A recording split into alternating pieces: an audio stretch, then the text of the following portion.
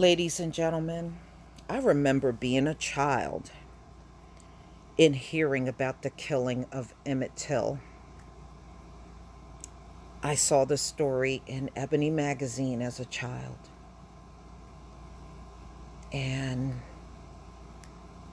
his mother, Mamie, was still alive.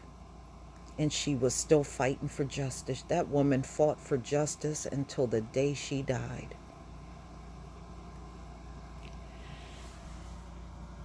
My heart just went out to her because, she was raising a son by herself.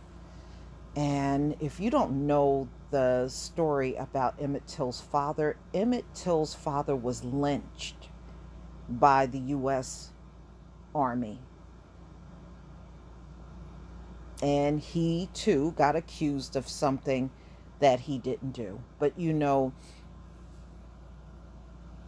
they have the system rigged up to always make it appear like anything we say are lies. And it's just, it's so disingenuous, it's not even funny.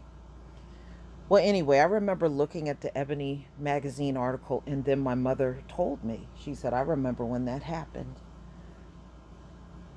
Emmett Till was 14 years old when they kicked in the door of his cousin, his relative's house, and they snatched him from his bed. He was tortured. His eyes were gouged out. He was brutally beaten before he was thrown in to water. Ladies and gentlemen, years later, I actually listened to the audio to that trial. And they probably still have it out there. I would guess it's probably still on YouTube, but I had an opportunity to listen to the actual audio. And the moment Carol and Brian started speaking, I knew she was lying. Every time they would ask her a question, this is how she would answer it. Well, the N-word did this, and then the N-word did that, and then the N-word said this, and then the N-word did that. That's how she answered all of the questions. She started her answers out with the N-word. And I said, this bitch is lying. She's lying. I instantly knew she was lying. But see, ladies and gentlemen, they weren't going to do nothing about it because, see, she went before an all-white jury. So what do you think they were going to do? So after listening to that, I felt for Emmett Till's mom, Mamie, to endure that. Hearing things about her son that she knew wasn't true. And then hear all these decades later, Carolyn, stinking ass Brian, finally admits that nothing happened that day. But there was an interesting twist to this. I remember being in the doctor's office when I was younger, and they had an article where they interviewed Emmett Till's sister-in-law just before she died. This was shortly before she passed on. And at that point, she and Carol and Brian were no longer speaking to each other. They had fell out years ago, and they just completely stopped talking. Well, anyway, that store had quite a few people in it when Emmett Till and his cousin walked in. There were a lot of people in that store, and they could not find anybody to corroborate Carol and Brian's story when she made that accusation of Emmett Till whistling at her. Nobody corroborated the story. Even her sister-in-law did not see anything. But she knew Carolyn was lying. But at that time, you know how it is. They stay on code. Even if the person is clearly lying, they stay on code. And that's exactly what happened. So she told the police when they asked her, what did she do? She said she got scared and went out to her car to get a gun. Well, her sister-in-law said in 1955, Carolyn Bryan and her husband didn't even own a car. She and her husband, who was Carolyn Bryan's husband, half brother, they had a car. So the sister-in-law and her husband, they had a car in 1955. So she said she was shocked, but she didn't say nothing. And they were asking her in the interview, was there a gun in your car? She says, no, I never drove around anywhere with a gun in my car. I didn't do that. She said, I wherever I went, there was never a gun in my car when I was driving it. So she passed away not long after that interview. And that always stayed with me when she said she didn't even have a car. Okay, if you didn't have a car, what are you doing telling a cop that you went to your car? You didn't say your sister-in-law's car. You said you went to your car and got a gun. So that was really interesting. And Carolyn Bryan and her husband had a convenience store, like a little town store. And most of their customers, ladies and gentlemen, were black. Money, Mississippi was predominantly black at that time. That's where most of the black people at that particular time lived in Mississippi. They lived on that side of the town. And after the trial, they wouldn't go in there and buy from her and her husband anymore. So eventually they lost their store. You know, it's sort of like George Zimmerman. Yeah, he beat the court case, but out here in public, people are not really going near, they're not dealing with this guy. Well, it was the same way with them. They beat the court case, but the public turned on them. And that's what happened to Carolyn Bryan and her husband.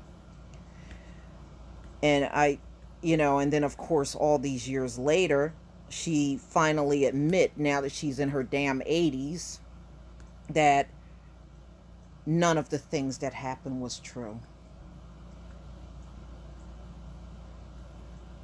So Emmett Till died strictly based on a lie from a white woman.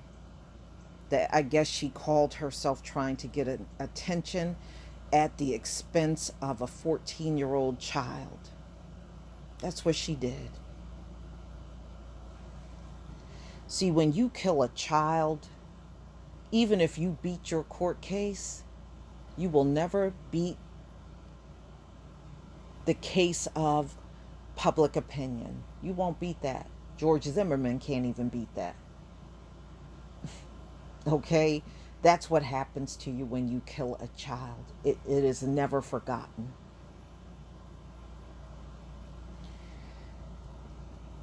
So, this story, ladies and gentlemen, is on Emmett Till. Emmett Till was born in 1941. Had he lived today, he would have been 78 years old. He was killed at the age of 14 in 1955. Emmett Till did not get to get married, have children. He didn't get to have grandchildren. He did not get to grow old, and he didn't even get to become a man. Robbed out of his life over a frickin' lie from some stupid bitch down in Mississippi. Carolyn Bryan, I hope you have the most excruciating pain as you are dying out of this world. I hope you have the most painful death.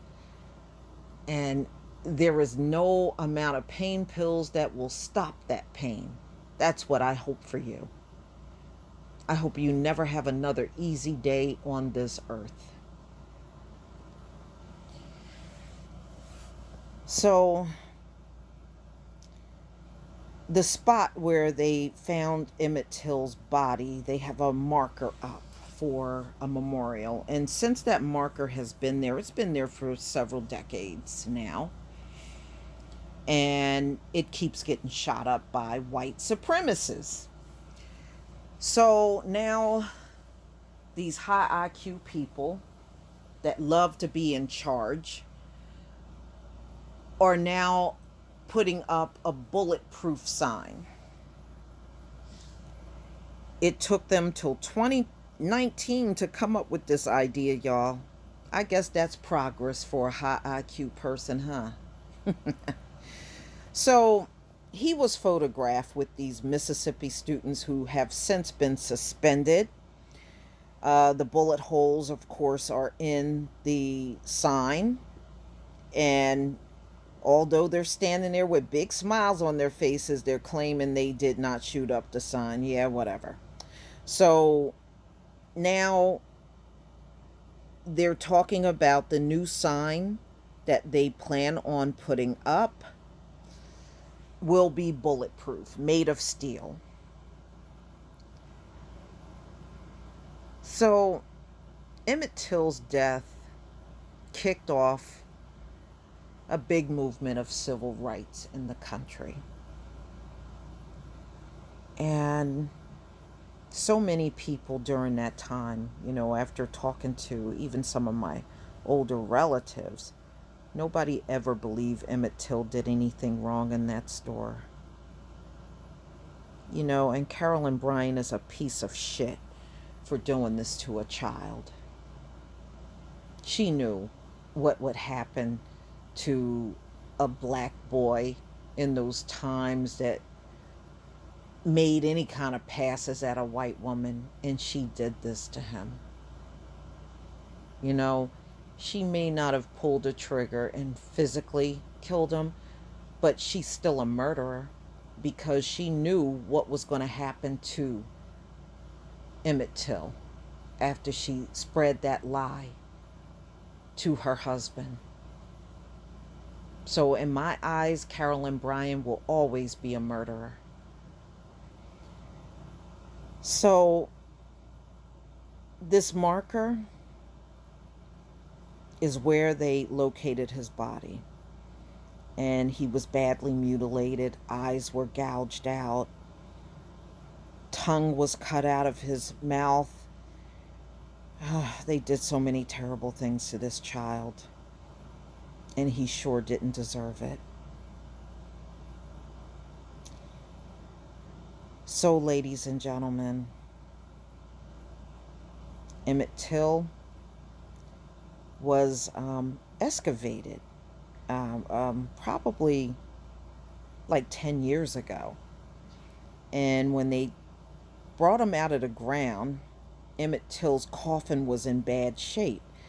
So they did another examination. Medical examiner did another autopsy on him, and they gave him a brand new coffin at that time. And his cousin, who was still alive, he probably still is, was talking about him. And I just remember how, he was talking about what kind of person he was. I mean, he was a young child, and unfortunately, Emmett Till did not have his father. Emmett Till's father was lynched by the U.S. Army. And so his mother, Mamie, ended up raising him on her own as a single mom. So it's a sad story. But am I surprised that they are shooting up his memorial sign? No, because this is who America really is. America is showing you who she is. These students are the face of America. And this is the nature of America. And I'm glad these things are out in the open now.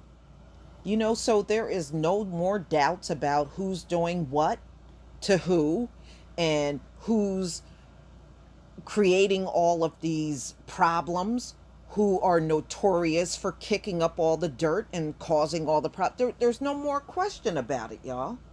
Let these things be out in the open. I am happy to see so many things come out in the open these days. Because one thing I can say, ladies and gentlemen, it's all working in our favor. Never forget that.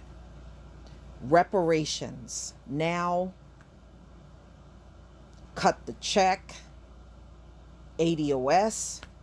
Pay what you owe. Peace, family.